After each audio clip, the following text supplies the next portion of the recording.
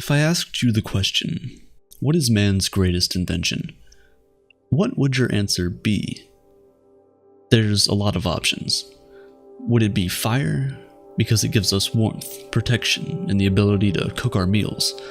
Or perhaps you would pick the wheel, because it's the driving force behind the beginnings of trade, commerce, and travel.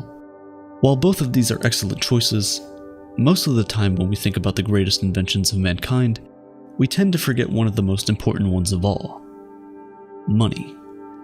But unlike man's other great inventions, money is immaterial.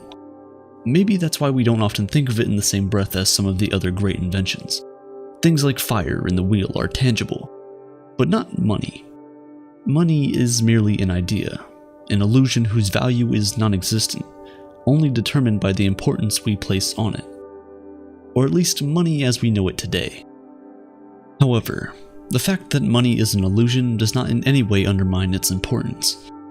Before we created money, we were forced to trade goods and services directly in what we refer to as the barter system, people exchanging goods and services for other goods and services in return.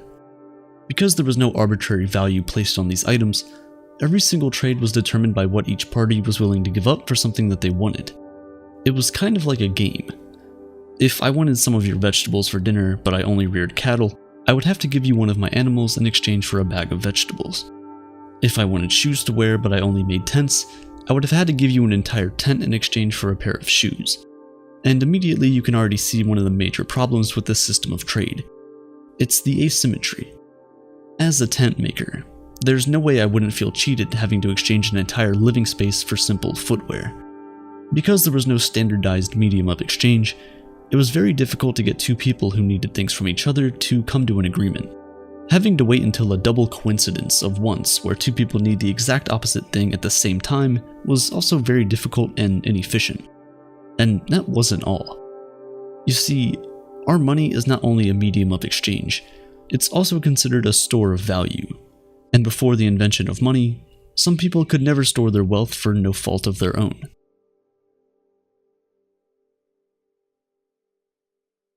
Think about the farmer who sells tomatoes and the man who makes tents. The man who makes tents can create an entire village of real estate and barter it out with anyone who needs a place to rest their head all year long, and he would probably cash out on that.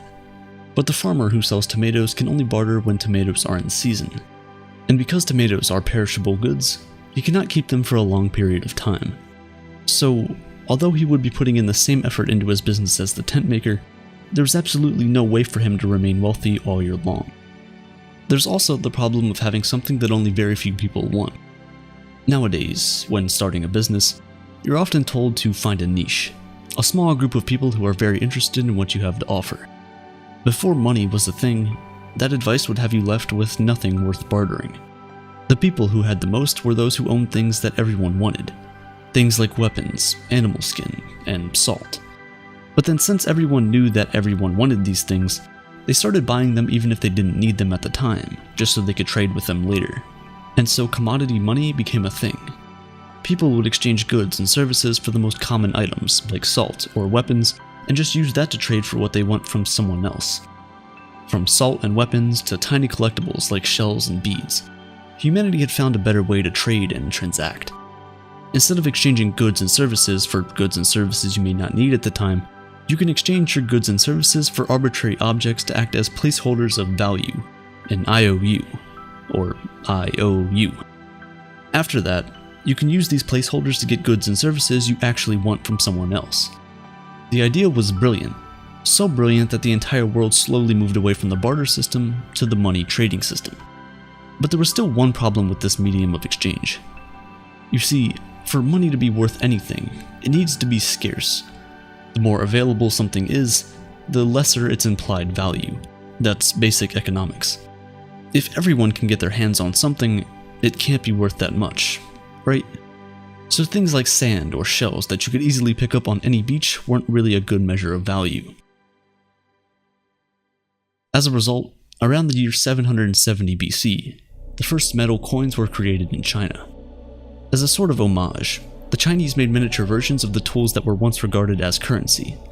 They made the coins circular so that it was easy to reach into your pocket and take them out without hurting your fingers. Then they cast the coins in bronze. This was it. Money was finally worth something. You couldn't just go to a beach somewhere and pick up bronze. It was scarce. It had value. At this time, money wasn't yet an illusion. The value of a coin was determined by the value of the metal the coin was made out of. If you had a coin that was made from 1 gram of gold, it was worth 1 gram of gold. You could easily measure it and see for yourself that it is, in fact, 1 gram of gold. However, kings and rulers quickly discovered the power of money. They realized that the more of these tiny precious metals you had, the more power you could control. And so in 600 BC, Alyattes, king of Lydia, created the first official money mint. He created the coins using a mix of silver and gold, and stamped an image on the coin to act as denominations. Now people could easily tell the value of the piece of metal they were holding simply by looking at the picture on its face. But the kings of the world wanted more money, and precious metals were too expensive. To produce more money, they started slimming down the coins, then mixing the more expensive metals with cheaper metals. Soon, all the coins in circulation were worth less than what the image on their face said they were worth, and so the illusion of money was born. The value of the coin was no longer determined by the value of the metal. The value of the coin was now simply what the rulers in the bank said it was. So 1 British pound sterling represented 1 pound of sterling silver. However, when international trade became a thing, people realized that metal coins were too heavy to lug around, and so kings around the world started issuing IOU certificates for long-distance trading. Because these pieces of paper were stamped by the king, people trusted its value and believed that they could use it to get back whatever it was worth in coins, and that was true for the time being. As more of these IOU certificates flooded the market, people needed coins less and less, until finally, the paper was worth what we believed it was worth, even if we no longer exchanged it for physical pieces of gold and silver. From ancient kings to modern-day governments and central banks, money has remained an illusion, a mere representation whose value is determined by the importance people place on it. The most valuable banknote in circulation today is the 10,000 Singapore dollars note. Although not being produced anymore, this single piece of paper, worth $7,345 at the moment, is still regarded as a legal tender, so you can still use it to buy things, valuable things like houses, cars, and even metals like gold. The banknote itself costs less than 20 cents to produce, but the illusion of the fiat currency system means it's as valuable as 120 grams of gold. Fiat is the fancy word we use to describe the modern-day illusion. It's a Latin word that translates to "let it be done." It's a decree by the government that, in the case of money, determines what its value is and enforces it as legal tender. The illusion of money is one that we never really think about, but just like the kings of old, the governments of today understand the power of money and, as always, want more of it. They know that the more of these pieces of paper you have, the more power you have. So what do? Well, they can simply create more pieces of paper out of thin air. Yes, if, for example, the United States government wanted $340 million for, I don't know, maybe another F-22 jet, they can simply print the money to do so. But there's one problem with this: inflation. The thing about money is that primarily, it needs to be a means of exchange to be considered valuable. So the amount of money in circulation needs to reflect the output of the goods and services that are being produced. When more money is printed than there are goods and services, all other things being equal, the prices of these goods and services increase and the value of the money itself drops. This is why many economists, and even everyday people like you and me, are worried about the current global reserve currency, the United States dollar. 2020 was a terrible year for the entire world. In the wake of the pandemic, most economies had to be shut down. The goods and services available and the general output of the economy was reduced to mere trickles, and the world kind of came to a halt for a while. Because there wasn't as much money flowing around, to keep the economy from going under and basically our world falling apart, the US government started printing money at a rate faster than has ever been printed before in its entire existence. Right now, 40% of the US dollars in existence today were printed in the last 18 months alone. That's outrageous. And because the output of the country hasn't really increased by that much, eventually, the prices of the goods and services might start to skyrocket. You can see this taking place in the price of commodities, such as lumber, which had as much as tripled in price from just a year ago. If you haven't noticed, some of the prices of the things at your favorite restaurants are now slightly higher than they were last year. It's an ever so small increase. Maybe the guac at Chipotle is 20 cents higher, but it's happening right there under your nose. On the surface, it seems like a good thing that governments decided to send out stimulus and unemployment checks to their citizens. But the reality is, it's a double-edged sword. Of course, it helps those most in need, and that's a good thing. We're at the point where, because of inflation and a slowed economy, people really aren't able to get the right jobs at the right times. Sometimes it's not even because they don't want them, but because it's simply worse than the alternative. For example, in the United States at least, if you're a waiter or waitress, you aren't required by law to be paid even minimum wage. Some are literally paid $2 to $3 an hour, with the rest of their income coming from tips. But with a lot of restrictions and rules in place around the country, and not as many people going out, there's less customers. Less customers with less money means less tips. If your employees aren't making enough money, they're gonna quit. Simple as that. If your business doesn't have employees to help you run it, you're going to go under. It's a domino effect. But what can you even do? When you can earn more money from unemployment and stimulus checks than you would from being employed, why even look for a job in the first place? You see, the Federal Reserve of the United States is a very sneaky way for the government to essentially create money out of thin air and pump it into the economy without people thinking too much about it. Before 2020, the United States was $29 trillion in debt. It's an unbelievable and inconceivable amount of money to even begin with. This debt is obtained in the form of bonds and treasury notes, which are basically just pieces of paper that say the government will pay you so-and-so amount plus interest. Right now, a 10-year US Treasury bond will return you about 1.23% on your investment at expiry. So if you put in $1,000 today, you'll have made $12.30 by 2031. That sounds terrible already, but to add icing onto the cake, it doesn't even keep up with inflation, which is targeted to stay around 2% a year. It's a lot higher than that, but that's for another time. By investing in government notes of your own country, which issues the currency you use every single day, you actually lose buying power over a decade. It is weakened by the day. But regardless, banks, businesses, and individuals around the world buy these bonds and treasury notes, and the government uses all that money it gets back how it sees fit. However, when it's time for the government to pay its debt, all the money they made has already been spent. So they buy back all the treasuries and bonds, but only from the big financial institutions, and then pay them back with new money created out of thin air.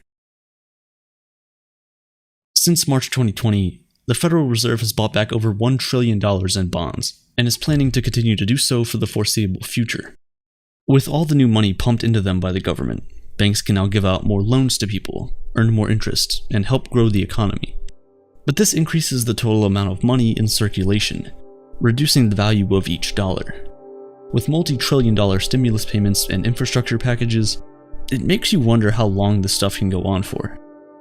New money steals value from old money.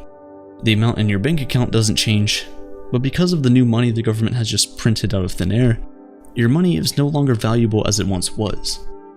Basically, every second you store your wealth in any fiat currency, such as the US dollar, it is being devalued. You could stare at your bank balance, and day by day, you'll be able to buy less and less things with whatever you have left. The reality that money is nothing but an illusion is one that we must all embrace, because only then will the path to financial freedom become clearer. It's all a game that never truly ends. Understanding that money does not have any intrinsic value in itself, but instead only inherits the value we give to it, will prevent you from trying to store up your wealth in currency. Instead, using that money to acquire assets that will appreciate faster than inflation is the only way to win the game. And it's not really winning, it's avoiding total loss. As more and more money is printed each and every day, the value of each dollar in your pocket will continue to decrease. But the dollar value of the assets around the globe will continue to appreciate in value. But it's all a mirage, it's smoke and mirrors. A stock market that is literally in up-only mode may make it seem like it's all okay. But it isn't. It's all denominated in the same currency that is slowly dying each and every day. For example, if you were to denominate the Dow Jones, which is just a performance measurement of 30 large United States companies, in terms of gold instead of USD, you'll see that we're basically at the same place we were in 1997. Smoke and mirrors. But what's the end goal of all of this? With fiat and an unlimited supply of money, will the value of each currency just continue to decrease until the end of time? Will the gap between the rich and poor just continue to grow wider and wider? Or are we finally going to fix a problem as old as man itself, and stop placing our financial success in the hands of those who are destroying it day by day? Only time will tell. But just know, there is a way out.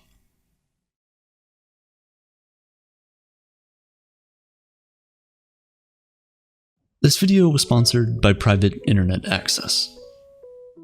There's a lot of information you can find on someone with honestly just a few clicks. Somebody's IP address can give you their location, and it's getting a lot easier to track down anybody in the world. You see all the time where your favorite creators end up having crazy fans show up at their doorstep, and this happens a lot more than you think. With Private Internet Access, everything changes. They host a series of virtual private networks, and they essentially put a layer between you and the internet, giving you an extra step of privacy while you're online. They've had over 30 million downloads and are one of the most customizable VPNs on the market. It's 100% open source, so you can literally go in and see how it works for yourself. This is something I would recommend everyone try out, not because everyone has to worry about stalkers, but because its benefits extend far beyond that. While helping safeguard your online privacy, they also block ads, trackers, and malicious websites. And speaking of websites, you can use the VPN to access all your favorite content anywhere in the world. If you're American but want to watch Australian Netflix, just connect to any of Private Internet Access's Australian VPNs and you're set. It's that easy. You can also use it on up to 10 devices with just one subscription. I've found this to be the most out of any other VPN service I've used in the past. I've personally been using it for the past few weeks, and it's worked seamlessly. If you're interested, click the link at the top of the description and check out Private Internet Access. It costs less than $3 a month, and you'll get 2 months free on me. So stay safe. You'll thank yourself later.